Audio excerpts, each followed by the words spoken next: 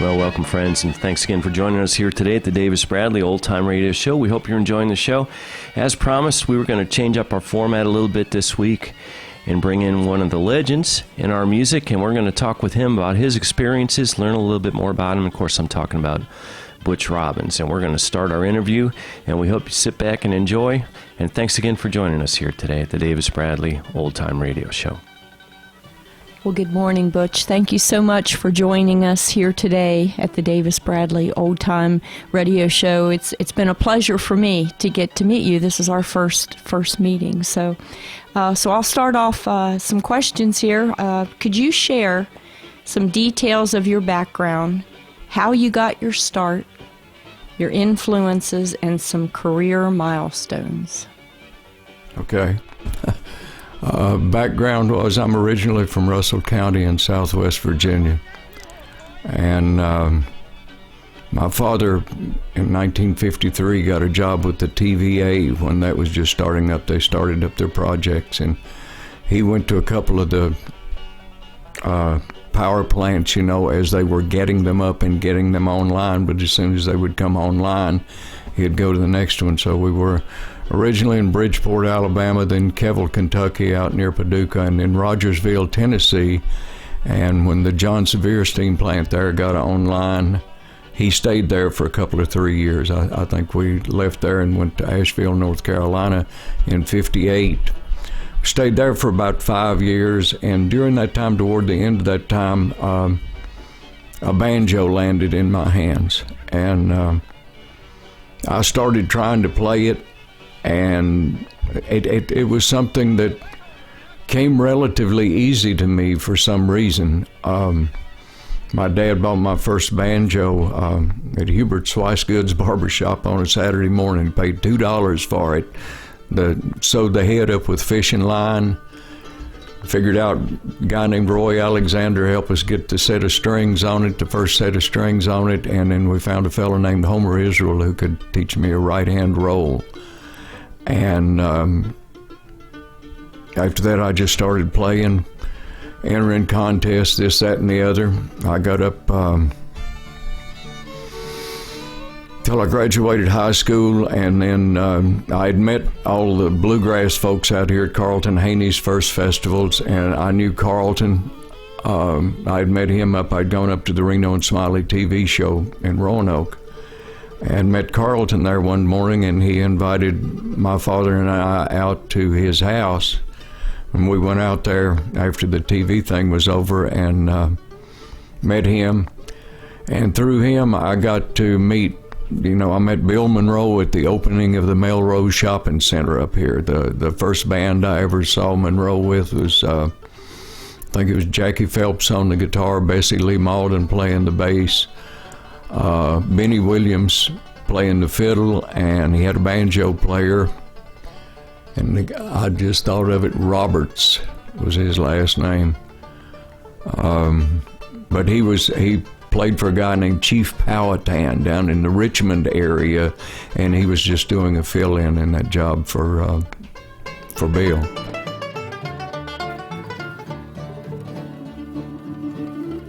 My father was very much infatuated by Bill Monroe, and at my grandfather's house, they had all the old 78s in the original sleeves with Charlie and Bill doing our, and my father had been an aspiring mandolin player when he was young. So I don't know whether I was pushed in that direction or what, but we met Bill, like I said, at the Melrose Shopping Center, and then when he came up when Bill came up to do the first bluegrass festivals, my dad brought all those records up and had Bill sign the old sleeves of them on it. That was real weird. I think there were 40 or 50 of them he signed before he just gave out on it. But then, everybody talk about how good of friends my dad was with Bill. That was my dad's first encounters with Bill. Actually, in 1968, when he went to the second Bean Blossom, Bill found out that he was an electrician. And up at that Bean Blossom Park each year, Butch wouldn't secure the park in the winters, and people would come in and steal all the light lines going back over into the park and up around the barn to, I suppose, sell for copper. But when Bill found out my dad was an electrician, that was the key to the highway for my dad getting into Bean Blossom each year for free and becoming friends with Bill Monroe, you know, by rewiring that park every year up there.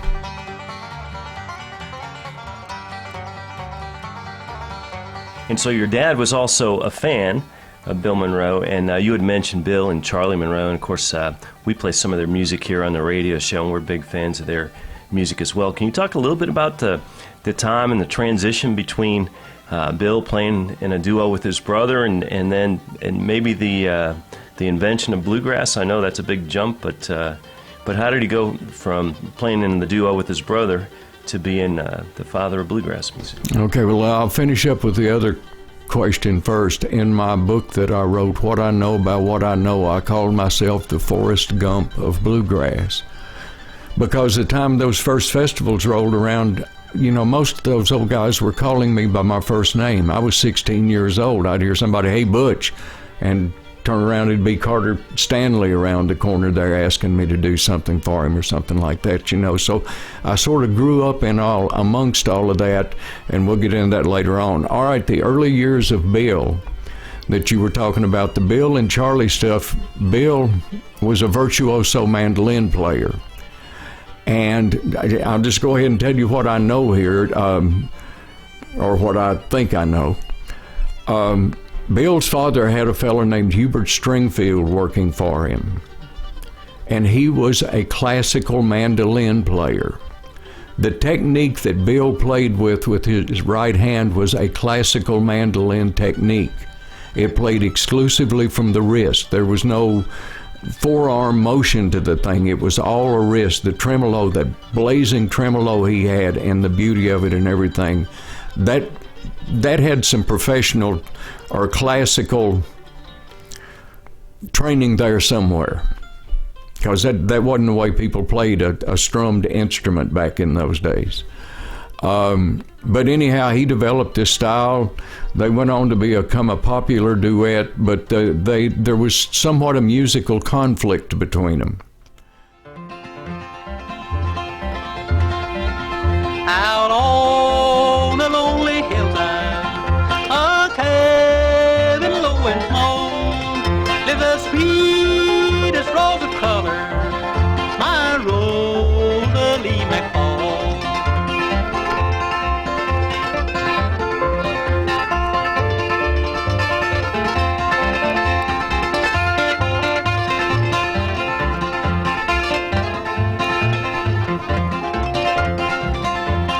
Her eyes were bright and shiny, her voice was sweet to me.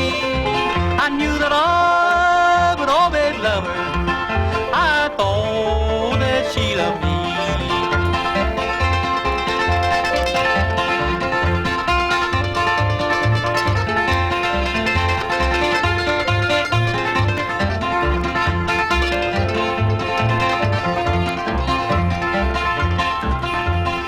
I asked her to be my darling, and this is what she said: I know that I'll always be happy when you and I are wed.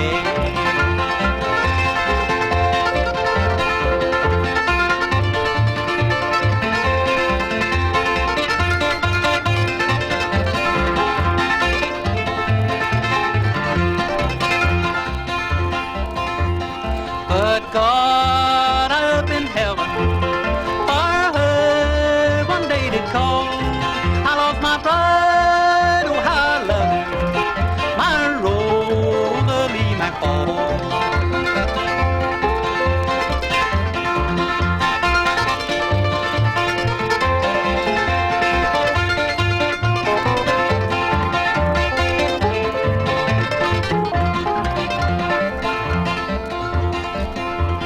I'll roam this wide world over, through cities great and small, till God prepared my home in heaven with Rosalie McFall.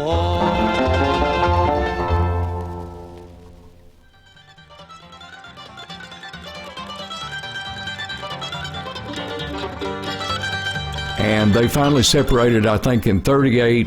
Charlie went to Knoxville, Tennessee. Bill went to Memphis. And Bill's first band was Bill Monroe and the Kentuckians.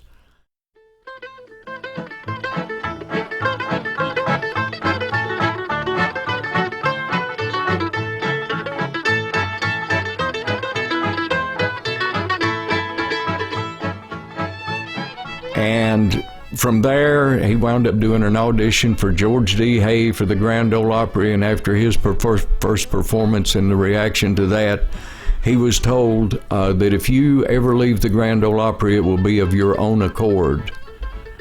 You can never be fired.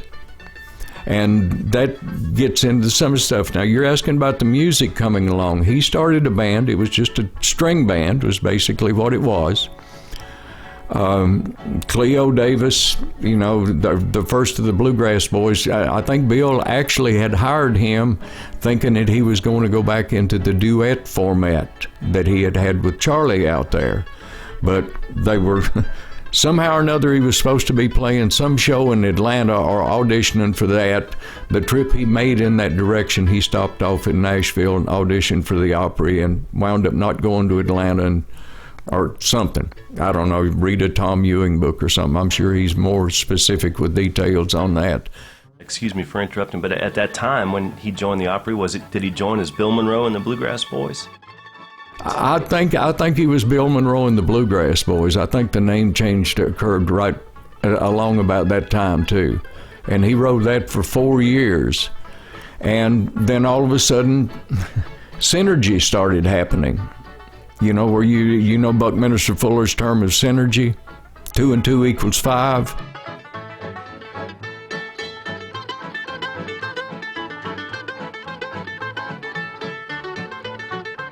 The sum of the parts is greater than the actual number of the parts out there. Okay, because if you had heard Bill Monroe in one room playing, gone down a hall here to another room and heard Lester Flatt playing, and gone to another room and heard Earl Scruggs, what they did, they were each individually good at what they did, but you would never be able to predict what they did sound like when they finally got together from just looking at the individual parts. Because something else came out of that. You know, Earl stabilized the tempos in that band. That role that he had out there, the Snuffy Jenkins role, was, you know, he stabilized that whole thing. If you listen to the first versions of Crying Holy Unto the Lord, it was just like, it's kind of wild out there. It's almost like a over-the-top Southern black gospel group singing the thing.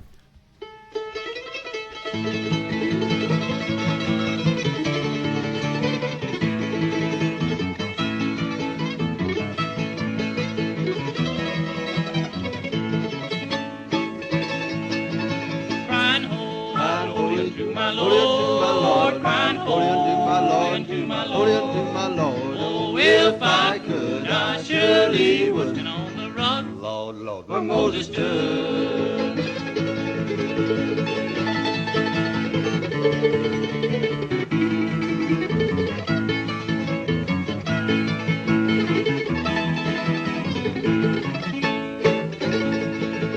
Sinners run and hide your face. Sinners run and hide your face. Go run into the rocks and hide your face. 'Cause I ain't Lord, Lord, no stranger now. Crying holy unto my Lord.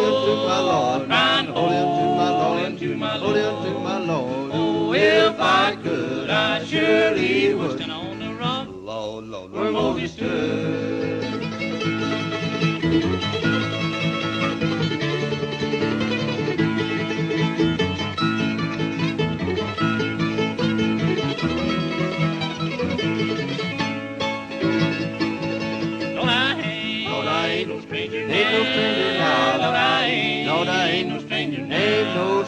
I've been introduced to the Father and the Son, and I ain't Lord, Lord, no stranger now. Crying holy unto my Lord, crying holy unto my Lord. Oh, if I could, I surely would stand on the rock, Lord, Lord, where Moses stood.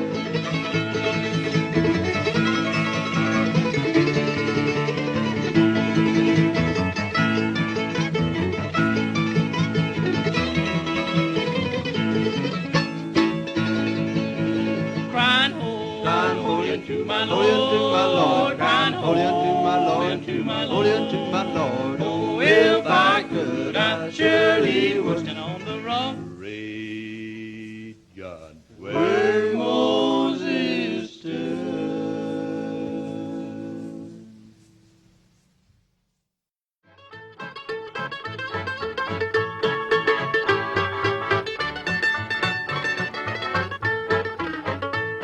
Where they were. The thing didn't solidify, but you had Earl come along. He came along the 1st of December of 45. They played maybe a night or two. All the other guys went home for Christmas. When Earl and Bill had their reunion, I was on the stage with them in Bean Blossom, Indiana, and they talked about how magical that time was of the two of them playing the Grand Ole Opry over Christmas and New Year's, because the rest of the band had gone home. But you also had Lester Flatt in there, who had adapted. He had played mandolin for Bill's brother Charlie and sung tenor for him. So this ingredient comes in of somebody that's more a crooner. He sung a heck of a lot more like Bing Crosby than he did Roy Acuff back in those days. But he had the lick on the guitar that was, just filled that whole guitar realm down there. The G-Run, which actually came from Doc Hopkins at the WLS Barn Dance up there. He was the band leader in the band that played for Charlie and Bill when they danced at the World's Fair exhibit for the WLS Barn Dance. And the makeup of that band was guitar, fiddle, mandolin, banjo, and bass, which was, found later on to be a sound. But when so you got Lester Flatt able to blend in there with what it was. You had Chubby Wise at that point. I think he was still in the group. Howdy Forster would have been earlier than that. He was one of those guys. Anyhow, that group right there is the group that formulated the basic sound that became known as bluegrass.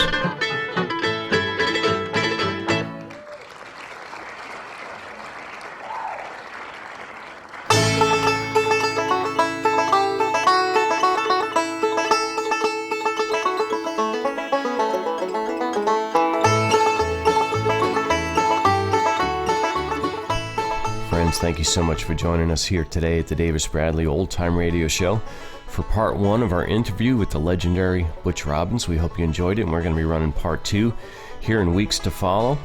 And you can learn more about Butch Robbins, especially by reading his book. It's called I Know About What I Know. It's a great history of some of his interactions with some other legendary names in bluegrass music, and we encourage you to get yourself a copy and read it. You can also learn a lot about Butch and a lot about bluegrass music from his lecture series that he did at Radford University.